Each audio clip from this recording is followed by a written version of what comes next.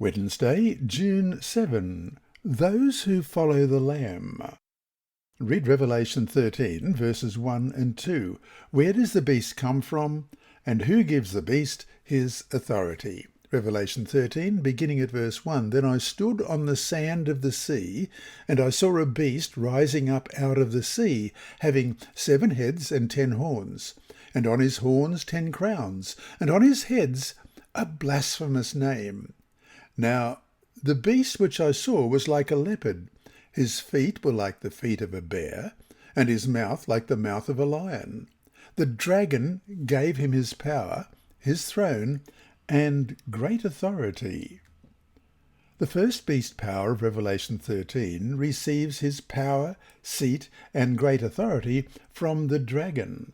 Revelation 12:9 and Revelation 20 verse 2 identify the dragon as Satan. Let's just check that. Revelation 12 verse 9. So the great dragon was cast out, that serpent of old called the devil and Satan, who deceives the whole world. He was cast to the earth, and his angels were cast with him. And Revelation 20 verse 2. He laid hold of the dragon, that serpent of old, who is the devil and Satan, and bound him for 1,000 years. Satan is a cunning foe and works through earthly powers.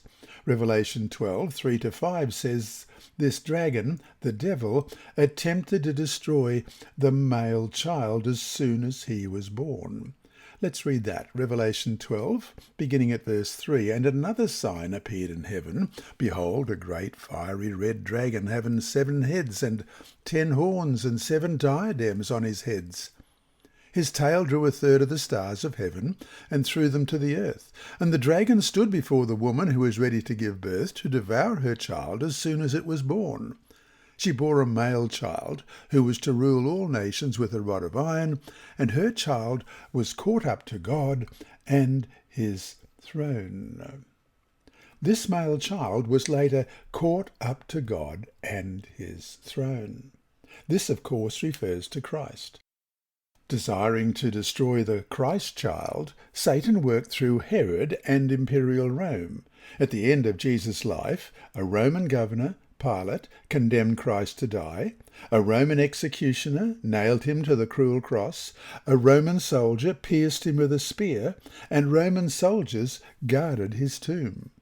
According to Revelation 13:2, the dragon, Satan, working through pagan Rome, would give the seat of its government to this emerging beast power.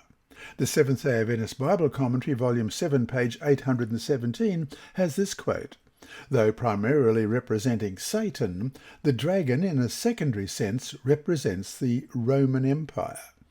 The power succeeding the Roman Empire, which received from the dragon his power and his seat and great authority, is clearly Papal Rome. And then from the Seventh-day Adventist Bible Commentary, Volume 7, page 817 again, we have from The Rise of the Medieval Church by historian A.C. Flick.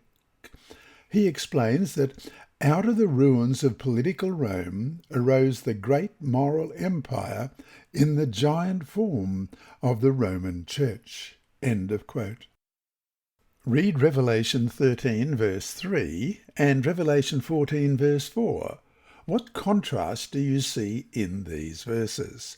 Revelation 13 verse 3, and I saw one of his heads as if it had been mortally wounded, and his deadly wound was healed. And all the world marvelled and followed the beast. And then Revelation 14 verse 4. These are the ones who were not defiled with women, for they are virgins. These are the ones who follow the Lamb wherever he goes. These were redeemed from among men, being firstfruits to God and to the Lamb. In contrast to all the world who follows the beast, God will have a people who will follow the Lamb instead. As always, it will be one side or the other, for Jesus or against Jesus. There will be then, as now, no middle ground, no neutral position. To not firmly commit to Jesus is, consciously or not, to commit to the other side. And so to finish today, Matthew 10:22 says, "And you will be hated for all my name's sake, but he who endures to the end will be saved." How ready are you to endure to the end? This lesson was read by Dr. Percy Harrold for Christian Services for the Blind. Sponsored by the Sabbath School Department and distributed through Hope Channel Australia, this podcast is also redistributed by Hope Channel Germany, Christian Record Services for the Blind. It is also available on SoundCloud and through multiple podcast distributors, including Apple iTunes. And you can listen and watch at the same time on YouTube. Remember, God is always faithful.